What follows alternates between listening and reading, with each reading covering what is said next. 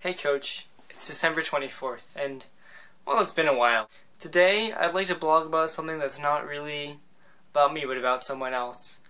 So my family and I went to my grandparents' house today to open up presents. Of course, not on Hanukkah, nor Christmas, but Christmas Eve, just 'cause. While we were there, we went through all sorts of different stuff which we found at their house. Old, hockey clothes and album pictures and all sorts of different really cool stuff. And one of the things we found was a Jewish prayer book from the Korean War.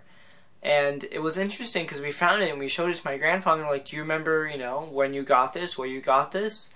And he didn't totally recognize it and remember where it was from. But he realized that the writing on the front was from his mother. So his mother, I guess, had sent it to him during the war.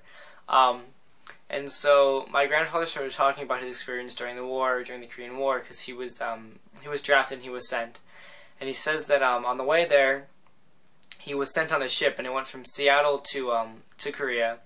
And he said that he was on the bottom bunk, and he said that the ride was so bumpy and so so unstable that he says that that at the time he was thinking that life would have been better had they been captured by the Koreans. And so when he got to Korea, he heard that a lot of the people, out of the 3,000 or so people on that ship, were being sent to the front lines, which was quite dangerous.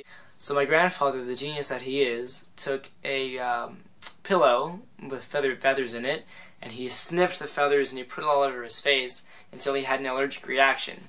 And because he had an allergic reaction, as soon as they landed, instead of getting sent directly to the front lines, like 2,999 other guys on that ship, he was stuck in the hospital for about a week dealing with his allergic reaction. And when he was done with that allergic reaction, well, they're like, well, where are you supposed to be? Where are we supposed to send you? And he's like, well, I'm not really assigned anywhere at the moment, because he wasn't. And so they ended up putting him in the mailroom right at the port, which was a very safe area. So he totally, wiggled himself out of battle. And so he finds himself in the mailroom, which is a pretty good job.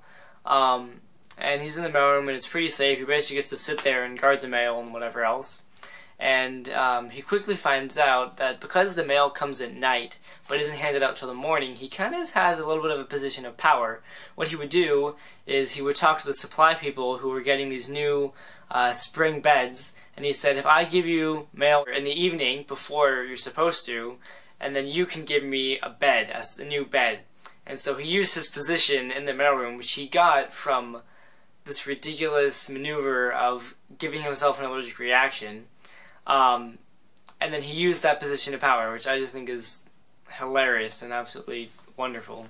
Merry Christmas, everybody. I hope you have a good night, and see you later, Coach. Bye.